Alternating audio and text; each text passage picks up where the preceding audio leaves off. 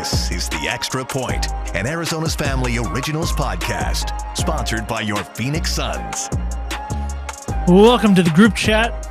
Nick King here with producer Matt Hippie, anchor reporter extraordinaire Julia Lopez, and Joe Ferris behind the glass. This is our annual show where we revisit the annual Cardinals loss. I guess it's not annual. It's weekly. Weekly. What? Both of them are weekly.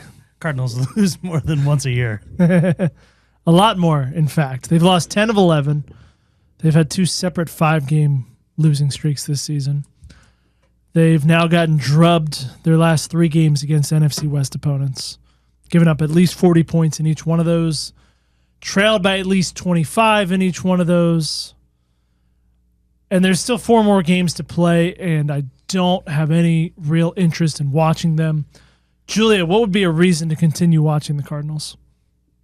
I want to see if they can actually get the run game going because it is terrible. That's not like happening. I want to see every week if they can get it going, and it's like, oh, maybe. And then I can't believe that Jacoby Brissett was the leading rusher with 22 yards. I believe it. That was crazy to me when I saw that, and they were held to like 50-something yards on the ground. They just can't get it going, and it's just really sad to see right now. And obviously the O-line is completely, decimated right now. There's so many injuries on the O-line, but I really would like to see them get that going because then it could absolutely get that offense, going instead of having Jacoby just throw it nonstop. Yeah, so there's a couple of factors there. Obviously, these division games, they're being forced to throw the ball a million times because they're getting behind. But I don't think there's any belief there whatsoever. I think Drew Petzing is happy to abandon it very early in games at this point. I don't even know if you can abandon something that you don't even try. I mean, they come out throwing right away every time, and it seems like they run out of obligation, not because it's going to really help at all, because it's been completely ineffective for about a month now. Yeah, I think it's the most shocking part of this season because it was bad. It was not this bad, but it struggled from game one. Yep. When James Conner was available, when the whole offensive line was out there, when Trey Benson was available. And this is a team that the previous 2 seasons had one of the best ground games in the NFL. And they've been a disaster. They haven't had 100 yards in a minute.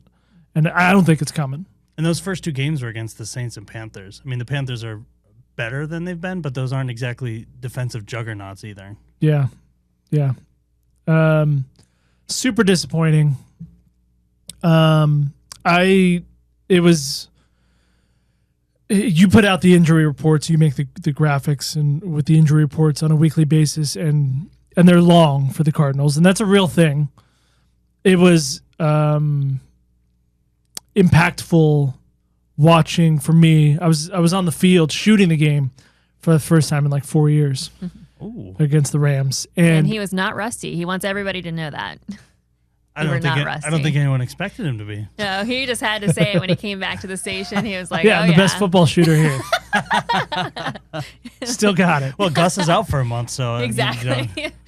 Oh, man. But watching all of the guys in street clothes walk past right after player introductions, it's just like, oh my God, they are the walking wounded. And after the game, it was like Paris Johnson's hobbling off the field, Jacoby Brissett's hobbling off the field. It's going to be an ugly last couple of weeks. Yeah, their street clothes team is essentially all of their offensive playmakers. They were showing them during the game. There was Kyler Murray, James Conner, Marvin Harrison Jr., all looking like they just showed up from the gym and were just watching on the sideline. The Michael Wilson and Trey McBride are great, and they continue to be great. And Michael Wilson actually is about as close to a bright spot as you can find because he's now played 3 games when Marvin Harrison Jr. was out injured. And in those 3 games, each one of them, he's had at least 10 catches. He's had at least 100 yards.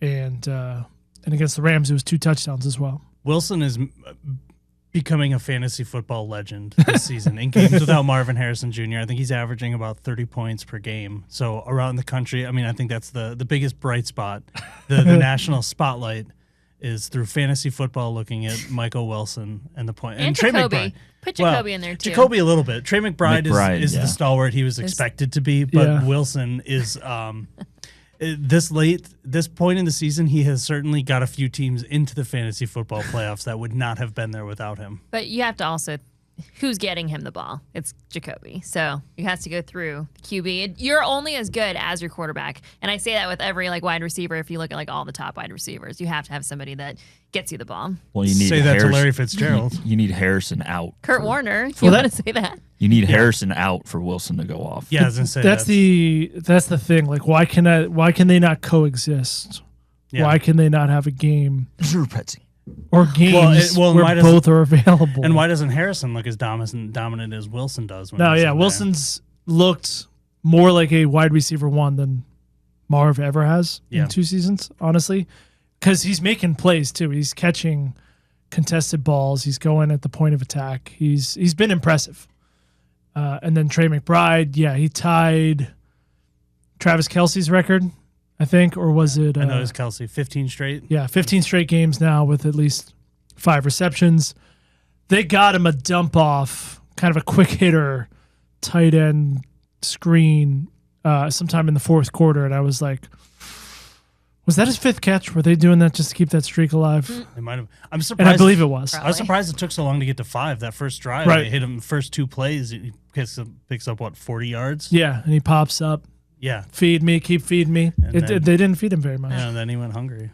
I got a question for you guys. Yeah. Going back to the run game, who leads the Cardinals in rushing and how many yards does he have on the season?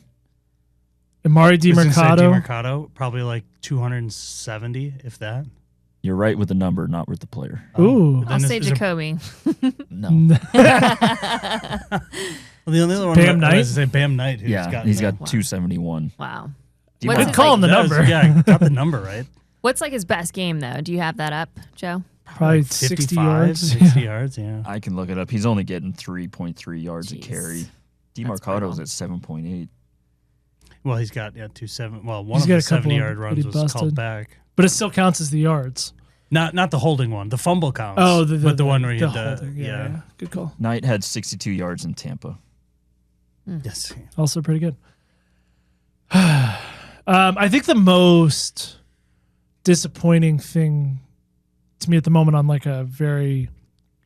on a smaller scale is that Walter Nolan is unavailable. Yeah. Because you start the season without him, and then he looks awesome against the Cowboys, against the Niners, there's one other game that he was real good, but he only played 4 games, and then he's been hurt again the last couple. He's the real deal. We just got to get him Yeah, healthy. Jacksonville. Yeah, he left the Jacksonville game. The first quarter, he was great, and then he got hurt. Yeah. But yeah. Somewhat similar with Will Johnson. He's been good when he's on the field, but he's just on and off, in and out from week to week. Yeah, and that was the concern with him was the injury history. And so, yeah, I want to like both of those rookies, but it's really hard to go. You don't have that much to go off of, honestly. And are they going to have the ability to stay healthy? The old coach cliche, best ability is availability. Yeah.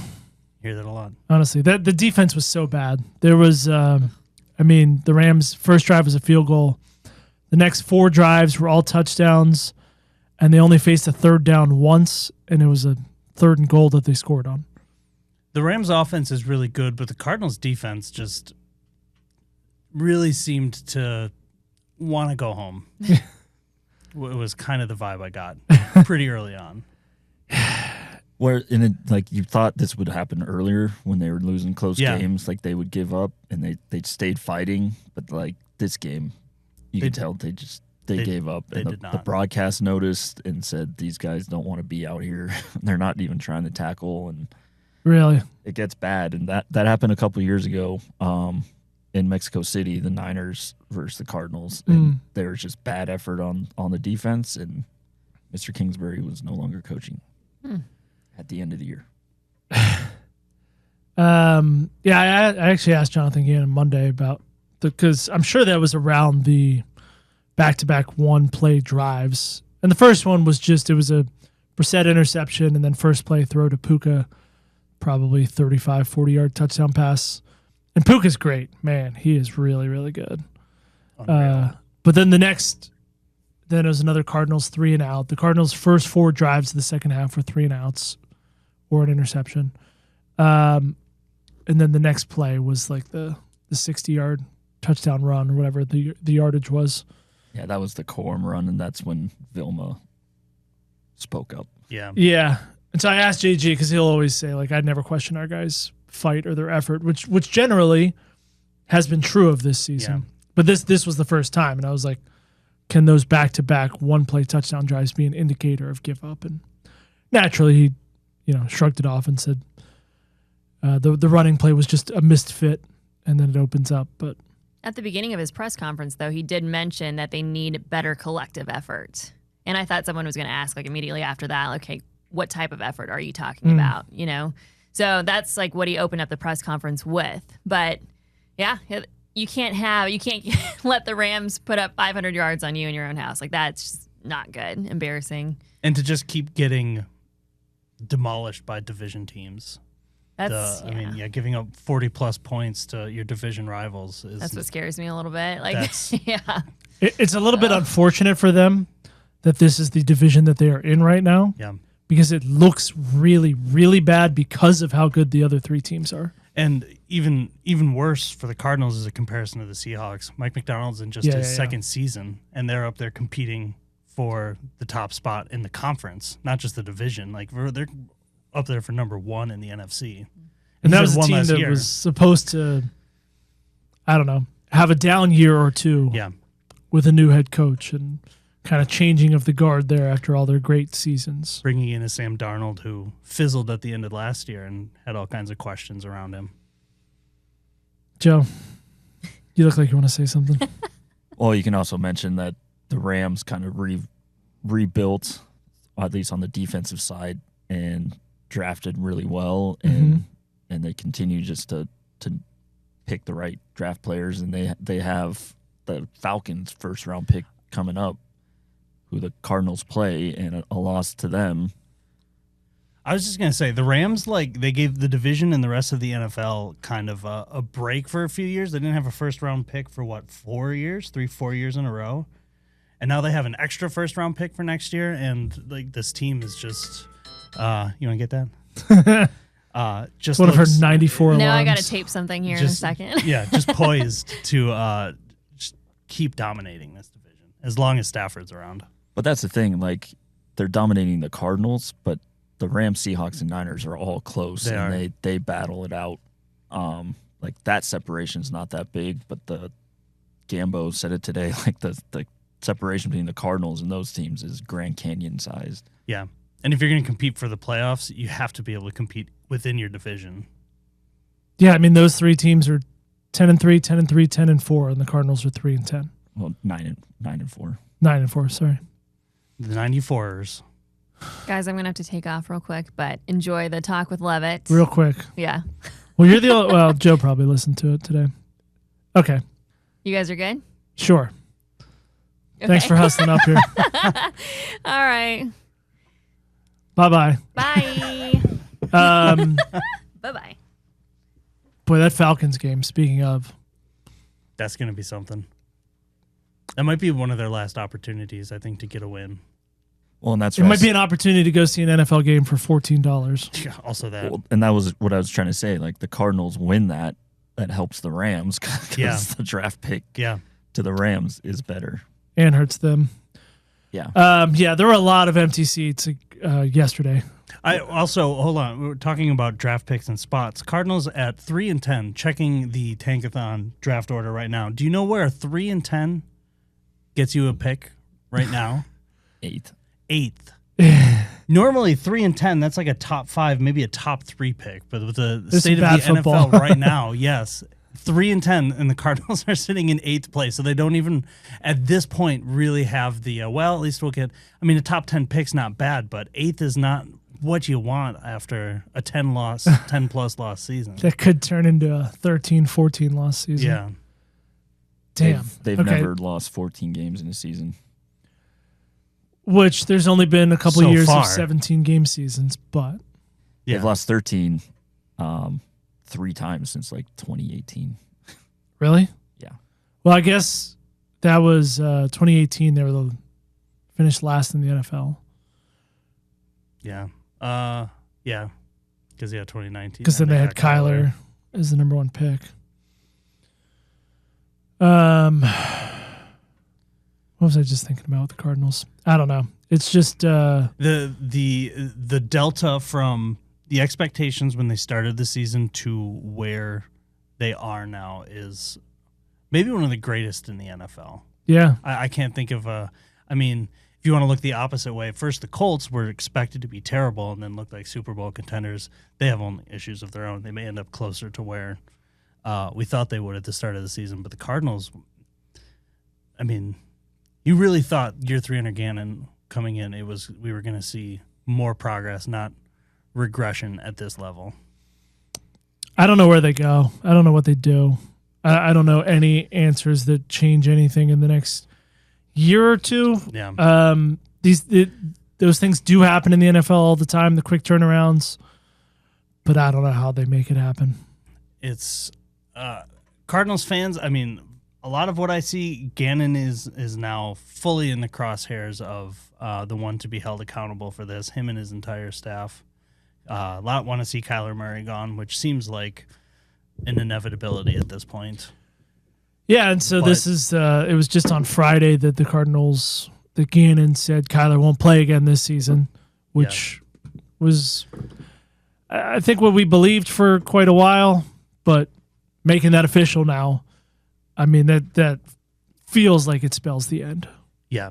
I mean, you would think. I don't know where he goes though either. I mean, there'll be options.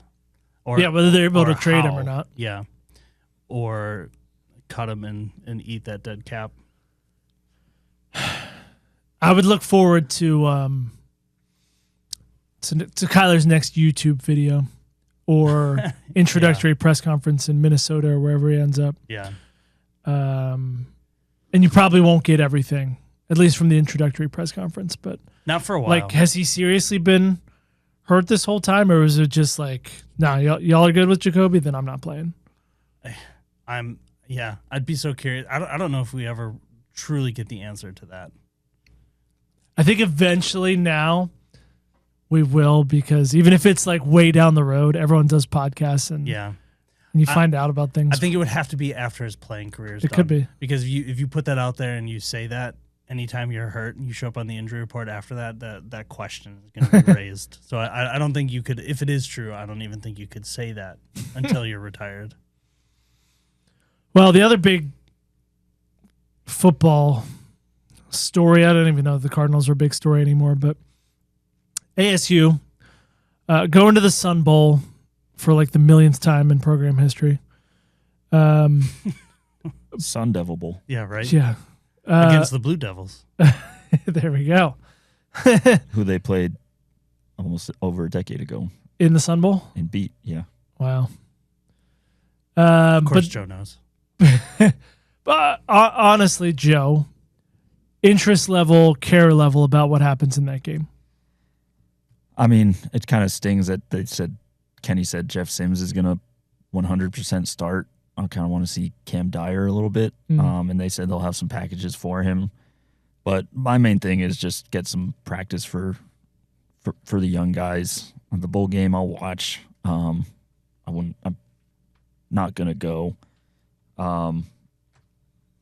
But it's just a bowl game. Like in this day and age, it's like the young guys play and you hope you win. And then if you win, you get Frosted Flakes dumped on you. It's the kind of game that Notre Dame says, "Nah, we'll just stay home. If it's not CFP, we're not interested." I don't blame Notre Dame. I don't think I do either. I wouldn't want to play in one of these games if I'm in the position that they are. We're in a weird transition time of the college football playoff still developing while we have like these vestiges of the way college football used to be with conference championships games and just a long list of bowl games that used to mean something. Even being in a smaller bowl game, programs took pride in, but now it feels like an obligation seniors usually don't play. A lot of star players aren't going to be out there. They get ready for the draft or whatever program they're going to go to next. And they're just they feel so empty now compared to not even that long ago that they're just not exciting. Notre Dame's not the only team that declined to go to a game too. There were I know there was one low-level bowl game that they were having a hard time filling it because a bunch of schools said no. They finally did. It was the Bourbon Bowl or something, but it was The Bourbon Bowl. They get bourbon dumped on them at the end. From the water boy? Yeah. They finally got App State to be a 5-7 team to join to play Georgia Southern. But these teams have obligations, and like the teams that back out in conferences are going to get fined, where Notre Dame has opt-outs and everything, so they won't be fined. And they went on a warpath against the ACC today. Which they still play basketball in the ACC. Well, right? that's the thing. Like all their other sports play in the ACC, but the football team doesn't. Yeah. And the football team will, if they made the playoff, will get a huge chunk of money that they don't help the ACC at all.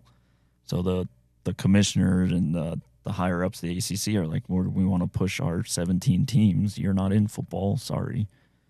So there's already rumblings that they want to pull out of the ACC and with all their teams, and they're mad that the Pop-Tart Bowl is the one they rejected, which is so funny that it's that one with all the eating. You can eat all the mascots, which looks like a fun bowl. The Pop-Tarts Bowl has weirdly become, I don't think prestigious is the word, but one of the most celebrated. It draws the most eyeballs of any bowl game that's not a playoff game. Never saw that coming.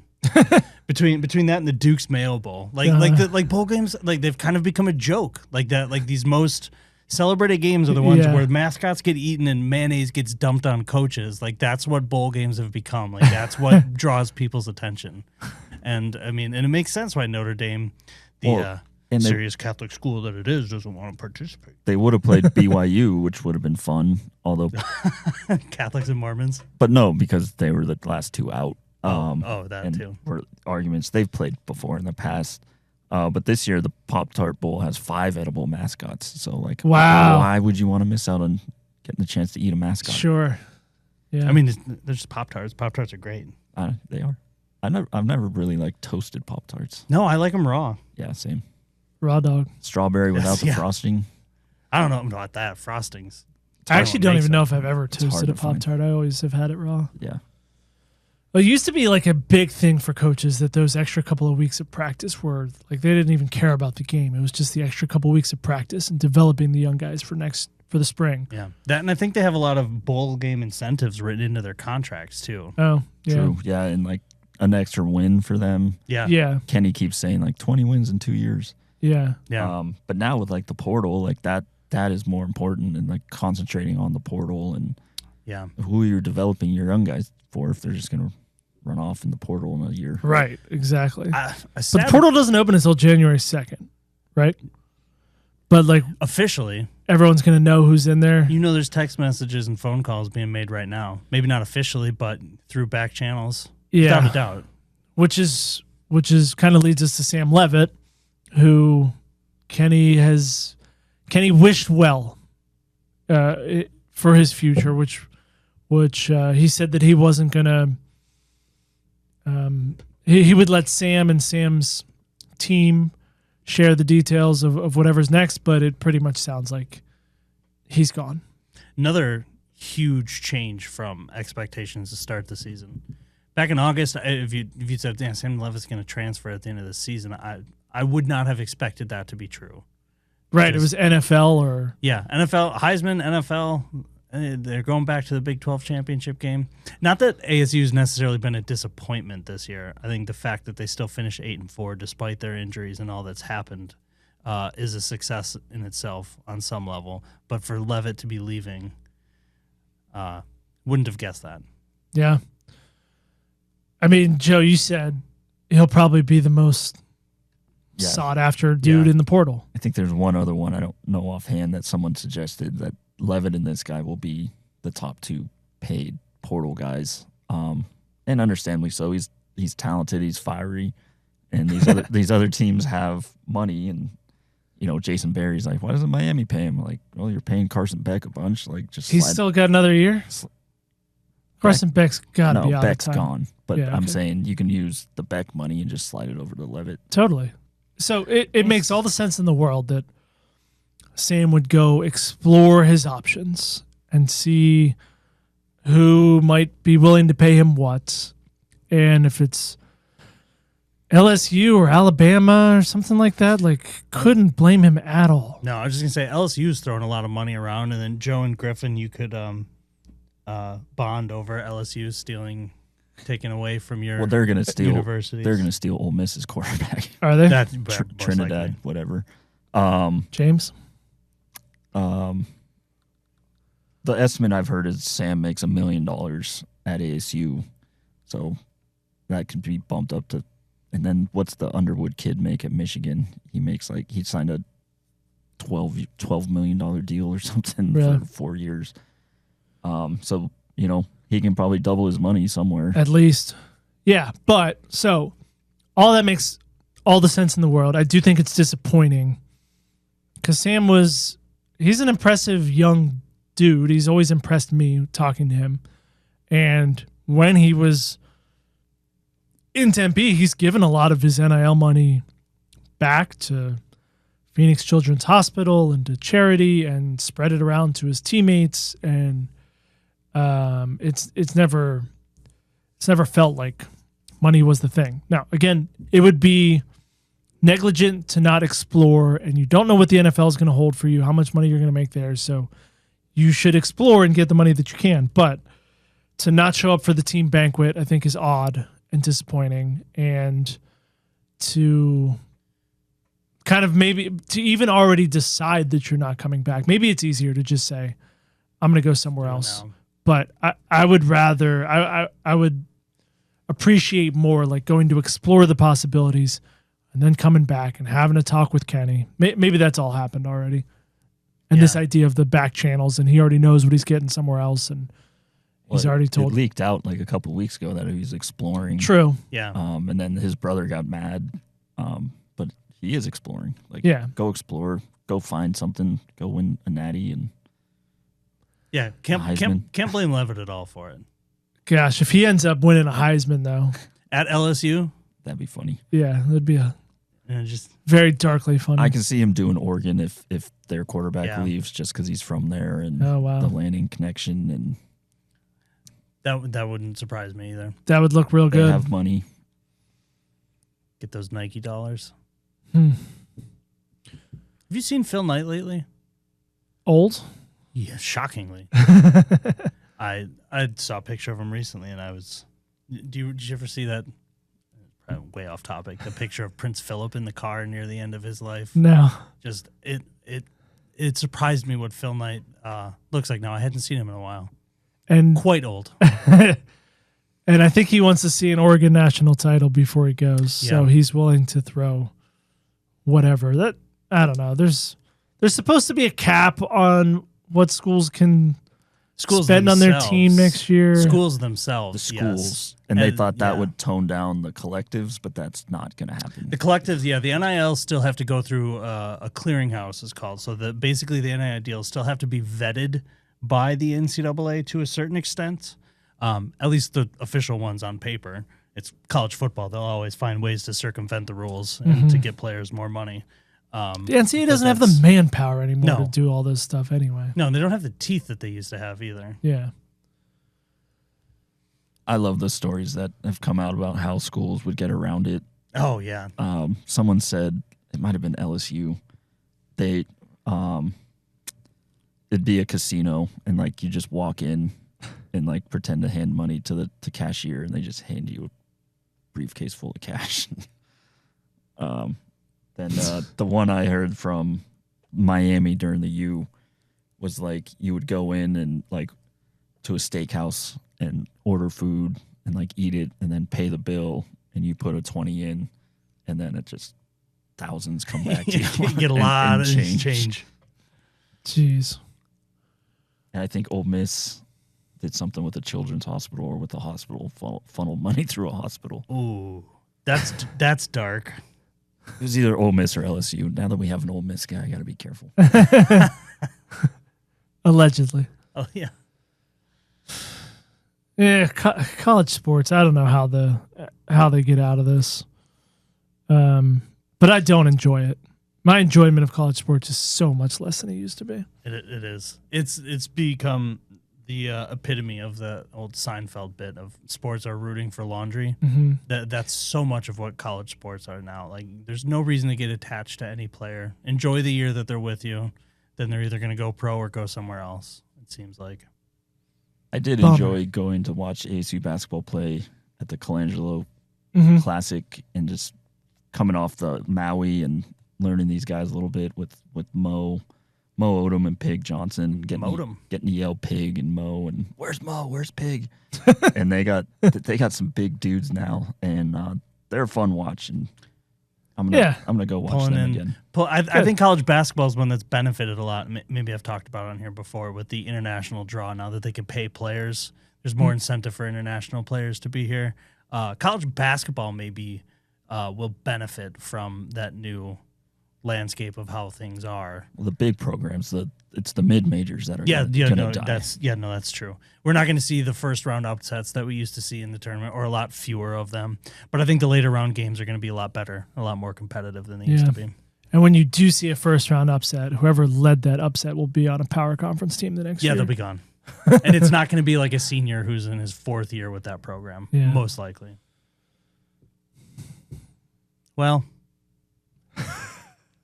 another there's all rainbows and sunshine around here. Hey, Suns are fun. Suns are fun. And I got to go watch the second half of their game against the T-Wolves. So, woo. We'll call it good here. Yeah, the Suns are fun. Watch them play basketball. That's the best I can give you. This is The Extra Point, an Arizona's Family Originals podcast, sponsored by your Phoenix Suns.